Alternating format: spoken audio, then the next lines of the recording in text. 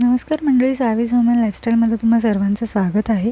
तर आज आपण इथे लंच बॉक्स आयडियाज बघणार आहोत किंवा लंच आयडियाज बघणार आहोत.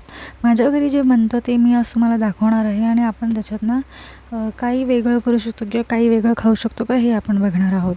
घरगुती साधं जेवण, सिंपल जेवण पण टेस्टी जेवण. तर आज मी दाल फ्राय, जिरा राईस आणि मटकीची भाजी. दाल फ्रायसाठी मी कांदा, टोमॅटो, कढीपत्ता आणि आलं आणि लसणाचा कसं किस करून घेतलेला आहे. तर एक टोप घ्यायचा आहे किंवा तुम्ही कढईतही करू शकता. त्या टोपात तेल छान असं गरम करून घ्यायचं आहे. त्यात कढीपत्ता, एक मिरची, आलं लसणाचा जो आपण किस केलेला आहे तो टाकायचा. डाळ अशी घट्टसर मी थोडी ठेवलेली आहे, कारण थोडी घट्ट डाळच छान वाटते ह्याच्यात. त्यानंतर कांदा, टोमॅटो टाकायचा आणि छान हे अगदी तेल सुटेपर्यंत परतून घ्यायचं, चांगलं मऊ होऊ द्यायचं कांदा टोमॅटोला. त्यानंतर ह्यात सगळे मसाले टाकायचे, जिरं, हिंग, हळद, त्यानंतर गरम मसाले सगळे. त्यानंतर आपण हे छान असं परतून घेतलं. त्याला तेल सुटायला पाहिजे सगळ्या साईडने. असं तेल छान सुटलं की डाळ होत आहे त्याच्यात टाकायची आणि छान अशी उकळ काढून घ्यायची. आपण इथं तडका देणार आहोत, त्यासाठी मी छोट्या टोपात आधी तूप गरम करत ठेवलं आहे. त्याच्यात मी जिरं आणि फक्त लाल मिरची पावडर ह्याची फोडणी घातलेली आहे आणि ते ह्याच्यात डाळीत ओतायचं आणि लगेच झाकण मारायचं आणि ते झाकण तसंच 10 मिनटं तरी ठेवून द्यायचं. वरून कोथिंबीर भुरायची, झाली आपली डाळ तयार.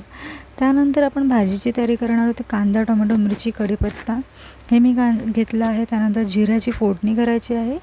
त्यानंतर कढीपत्ता घालायचा आणि थोडी आलं लसणाची पेस्ट घालायची वरून.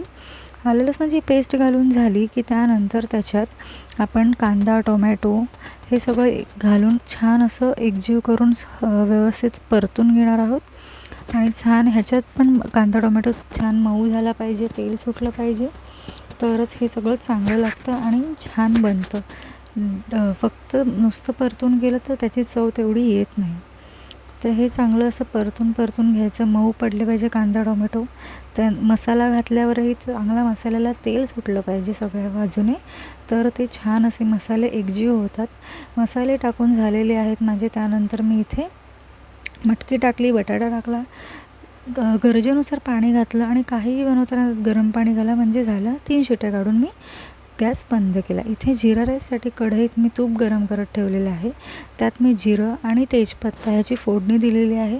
चांगलं हे दोन्ही छान असं परतून घ्यायचं. जिराचा कलर थोडासा चेंज झाला पाहिजे, तडतडलं पाहिजे चांगलं. आणि त्याच्यानंतर त्याच्यात आपण हे जिरा राईससाठी राईस टाकायचा आहे आणि तो चांगला असा परतून घ्यायचा आहे. परतून झाला की शेवटला त्याच्यावर वरतून कोथिंबीर भुरभुरायची आणि गरमागरम दाल फ्राय, जिरा राईस आणि मटकीची भाजी, चपाती हे सगळं गरमागरम सर्व करायचं आहे.